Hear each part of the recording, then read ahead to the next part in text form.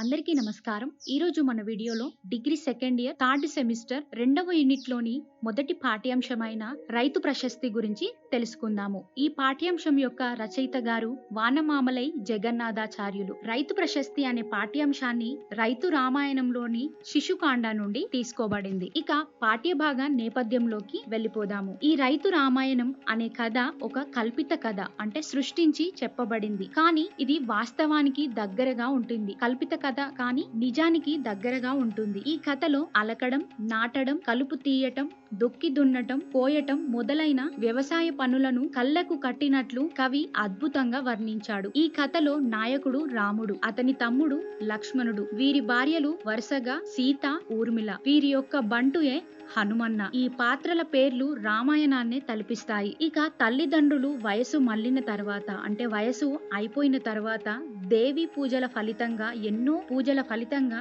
రామలక్ష్మణులు పుట్టటం మొదలైన కథా విషయాలు ఈ కథలో మనకి జ్ఞాపకాన్ని తెస్తాయి. ఇక రైతు జీవితంతో పాటు రామాయణ కథలు కూడా ఎంతో అద్భుతంగా వర్ణించారు. అలా అద్భుతంగా వర్ణించటమే ఈ రైతు రామాయణం యొక్క ప్రత్యేకత. దీనిలో శిశుకాండ, శిక్షణకాండ, కళ్యాణకాండ, కృషికాండ, నిర్బంధకాండ, విజయకాండ అని 6 కాండాలుగా మొత్తం కథను విభజించారు. ఈ 6 కాండాలలో మన పాఠ్యభాగంను రైతు రామాయణంలోని మొదటి కాండమైన శిశుకాండం నుండి తీసుకోబడింది. ఆ శిశుకాండంలో ఏ కథ ఉందో ఇప్పుడు మనం ఆ కథ గురించి చెప్పుకోబోతున్నాము.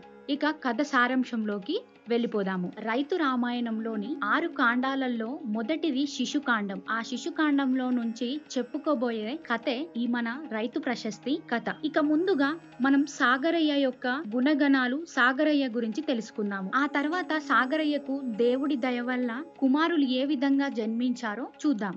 ముందుగా సాగరయ్య గురించి తెలుసుకుందాము. శ్రీరామపురం అనే గ్రామము వ్యవసాయంపై ఆధారపడిన గ్రామము. ఏ గ్రామము? శ్రీరామపురం అనే గ్రామము. ఆ గ్రామంలో సాగరయ్య అనే కాపు పెద్ద ఉండేవాడు. అతడు కష్టజీవి. అతడు గ్రామంలో పెత్తందార్ల యొక్క, జమీందార్ల యొక్క కుట్రలను, కుతంత్రాలను ఎప్పటికప్పుడు గమనిస్తూనే ఉండేవాడు. ఊరిలో ప్రజలకు ఏ బాధ వచ్చినా తన బాధగా బాధపడేవాడు సాగరయ్య. ఊరిలో ఎలాంటి సమస్యలు వచ్చినా ప్రజలకు సాగరయ్య తీర్చేవాడు. చేపట్టిన ఏ పనినైనా సరే పట్టుదలతో పూర్తి చేసేవాడు సాగరయ్య. గ్రామ ప్రజలందరికీ సాగరయ్య కొంగు బంగారము వంటివాడు అని అందరూ అంటారు. ఆ గ్రామంలో ప్రజలంతా సాగరయ్యను కాదని, సాగరయ్యకు తెలియకుండా చిన్న పెద్ద పనులు కూడా చేసేవారు కాదు. సాగరయ్య కృషి వల్ల ఆ గ్రామంలో కొత్త వెలుగులన్నీ వచ్చాయి. చెడ్డవారిని సైతం, మూర్ఖులను సైతం మంచి దారిలో పెట్టేవాడు సాగరయ్య. ఆ గ్రామంలో సాగరయ్యది పెద్ద పలుకుబడి, అలాగే పెద్ద పేరు కలిగిన పెద్ద కాపు సాగరయ్య. సాగరయ్య శత్రువులను సమూలంగా అణిచివేసేవాడు. సాగరయ్య అన్నిట్లో గటికుడు, అంటే సమర్థుడు, ఆరితేరిన వాడు. కాబట్టి సాగరయ్య ముందు ఎంతటి వారైనా సరే భయంతో అణిగి మణిగి ఉండేవారు. ఎందుకంటే సాగరయ్య కాపు పెద్ద, అంటే కాపు కులానికే ఆ ఊరిలో పెద్దవాడు. సాగరయ్య తన పూర్వీకుల బాకీల కింద విత్తనాలను కూడా కొలిచి ఇచ్చేవాడు. అలాగే పాత అప్పులు తీర్చి కొత్త అప్పు పత్రాలను రాసి ఇచ్చేవాడు. తమకు లేవని బాధపడకుండా ఉన్న దాంట్లోనే సంతోషపడి తన కుటుంబాన్ని, సంసారాన్ని నెట్టుకుంటూ వచ్చేవాడు సాగరయ్య. సాగరయ్య పేరు చెబితే అందరూ, అక్కడున్న దొరలు కూడా గజ్జుమంటారు.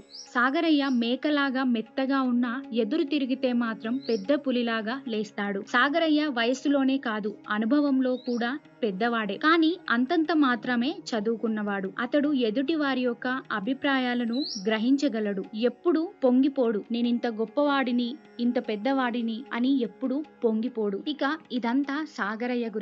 ఇక సాగరయ్యకు దేవుడి కృపతో బిడ్డలు ఎలా పుట్టారో చూద్దాము. సాగరయ్య మొదటి భార్య పేరు గంగమ్మ. సాగరయ్యకు సంతానము కలగలేదు, అంటే బిడ్డలు పుట్టలేదు. గంగమ్మ తనకు వయసు గడిచిందని, ఇక బిడ్డలు పుట్టరని అనుకుంది. ఇక బిడ్డలు పుట్టరని అనుకొని గంగమ్మ యొక్క చెల్లెలు మంగమ్మను సాగరయ్యకు ఇచ్చి పెళ్లి చేసింది. ఇప్పుడు సాగరయ్యకు 2 భార్యలు. మొదటి భార్య పేరు గంగమ్మ, రెండో భార్య పేరు మంగమ్మ. మొదటి భార్య గంగమ్మ సాగరయ్యను 1000 విధాలుగా ఒప్పించి సాగరయ్యకు మంగమ్మను ఇచ్చి పెళ్లి చేసింది. మంగమ్మ పెళ్లి నాటికే పెద్ద వయసు గలది. కాబట్టి మంగమ్మ తన భర్తకు, అంటే సాగరయ్యకు తోడు నీడగా, ఆత్మ బంధువుగా 4 సంవత్సరాలు భర్తతో కాపురం చేసింది. కానీ ఎలాంటి ఫలితం లేకపోయింది. ఎందుకంటే మంగకి కూడా బిడ్డలు పుట్టలేదు. కాబట్టి ఆమెకి బ్రతుకుపై ఇక విసుగు పుట్టింది.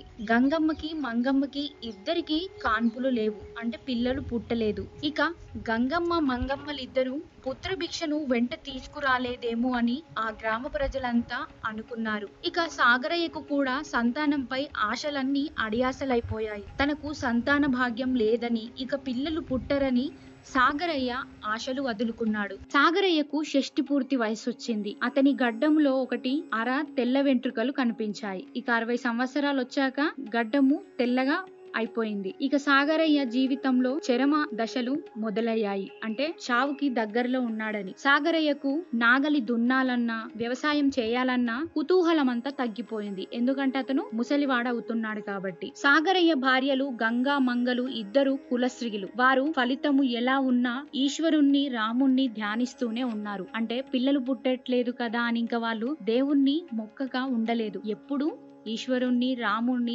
ధ్యానిస్తూనే ఉన్నారు. పార్వతీదేవిని లక్ష్మీదేవిని అర్చిస్తూనే ఉన్నారు. గంగా మంగళిక పూజలు వ్రతాలు దేవుణ్ణి దర్శించటం ఇవన్నీ విడిచిపెట్టలేదు. క్రమంగా చేస్తూనే ఉన్నారు. చివరకు దేవుడి దయ వల్ల గంగా మంగలు వరుసగా నెలలు తప్పారు. అంటే వారు కడుపుతో ఉన్నారు. వారి గర్భములు లావెక్కాయి. సాగరయ్య భార్యలు ఇద్దరికి నెలలు నిండాయి. వారు వారి గర్భాలలో పసిపాపలు ఉన్నారు. వారికి ఏ క్షణంలోనైనా పురుడు వస్తుందని అందరూ అంచనా వేశారు. అందరూ అనుకున్నారిక పిల్లలు పుడతారని. వారి అంచనాలు నిజమైనట్లే పెద్ద భార్య గంగకు ముందు సుఖప్రసవం అయ్యింది. నల్లని మగబిడ్డ పుట్టాడు. మంగకి కూడా మగబిడ్డే పుట్టాడు. ఇద్దరికి మగబిడ్డలు పుట్టారు. ఈ విధంగా సాగరయ్యకు వంశాంకురములుగా అతని ఇద్దరి భార్యలకు ఇద్దరు మగ బిడ్డలు పుట్టటం ఆ గ్రామ ప్రజలందరూ ఇది వరమని అనుకున్నారు. ఇక సాగరయ్య యొక్క వంశాన్ని చూసుకోవడానికి ఇద్దరి భార్యలకి ఇద్దరు మగ పిల్లలు పుట్టడం ఆ గ్రామంలో అందరూ సంతోషపడ్డారు. ఇది వరమని అనుకున్నారు. అలాగే దేవుడి యొక్క కృప అని కూడా అనుకున్నారు.